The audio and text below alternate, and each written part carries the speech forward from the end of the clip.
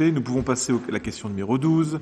Il s'agit d'évoquer un mouvement de personnel et notamment le remplacement d'un poste d'insertion au sein du service jeunesse. Et c'est bien encore Émilie Capel qui rapporte cette question. Alors, la ville d'Avranches a décidé également de s'engager pour l'insertion des jeunes sur le marché du travail, notamment des jeunes éloignés de l'emploi. Un poste propose un contrat aidé a été créé au service jeunesse il y a 2 ans.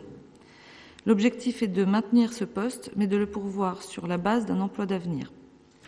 Contrairement aux autres contrats aidés, celui-ci est signé pour 3 ans, offrant une sécurité d'emploi pour le jeune et une stabilité pour le service. Il comporte une obligation de financer la formation du jeune et la prise en charge financière par l'État est plus importante. Le ou la jeune exercerait les missions suivantes. Conduire des séquences d'animation à dominante sportive avec les publics 3-12 ans sur les temps péri- et extrascolaires, participer à la mise en œuvre du projet pédagogique de l'accueil de loisirs 12-17 ans, développer ponctuellement des animations de proximité en lien avec la politique d'animation globale du centre social. Le jeune en emploi d'avenir est rémunéré sur la base du SMIC.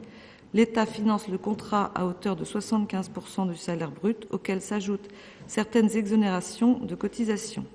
Le reste à charge pour la collectivité est donc limité, c'est-à-dire 6 760 € pour une année. Il est proposé au conseil municipal, après avis favorable de la commission du personnel, de renouveler un poste d'insertion sur la base d'un emploi d'avenir tel qu'il est présenté ci-dessus et de modifier ainsi le tableau des effectifs. Alors, de même, pour préciser aussi, les emplois d'avenir, il y a un engagement pour la formation. Donc, la collectivité doit leur permettre de se former. Il y a un projet professionnel à définir avec un tutorat très suivi. Donc, c'est vraiment aussi intéressant pour les jeunes puisqu'il y a régulièrement des bilans avec la mission locale notamment pour voir où le jeune en est et affiner aussi le projet professionnel. Merci. Y a-t-il des prises de parole souhaitées ? Personne. Bien. Écoutez, je mets aux voix cette question numéro 12. Ah, Monsieur Morazin. Oui, bien sûr. Quelle formation va être cadrée dans cette affaire ? Puisque c'est disons quelqu'un, si je vous suis bien, c'est quelqu'un qui était déjà en place ou je me trompe là ? Enfin, c'est à dominante sportive, donc il y a un appel à candidature. On aura plusieurs candidats. Après, à définir avec le jeune ce vers quoi il a envie de se former. Ce n'est pas à nous de décider pour lui.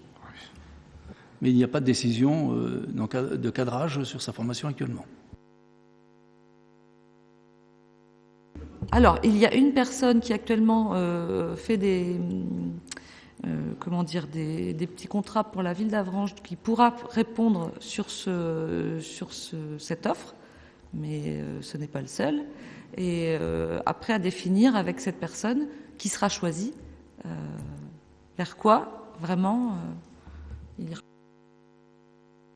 Donc c'est bien un recrutement, même s'il y a une personne qui est déjà dans nos murs d'une certaine manière, mais qui postulera comme n'importe quel autre candidat. Et ensuite, sa formation sera à construire avec elle, bien évidemment. Excusez-moi, j'avais cru mal comprendre. J'avais cru comprendre que c'était quelqu'un qui était déjà en position et sur laquelle vous la positionnez sur une autre forme de contrat. Voilà la question en réalité. Non, parce que ces candidatures sont ouvertes à tous et font l'objet d'un recrutement traditionnel.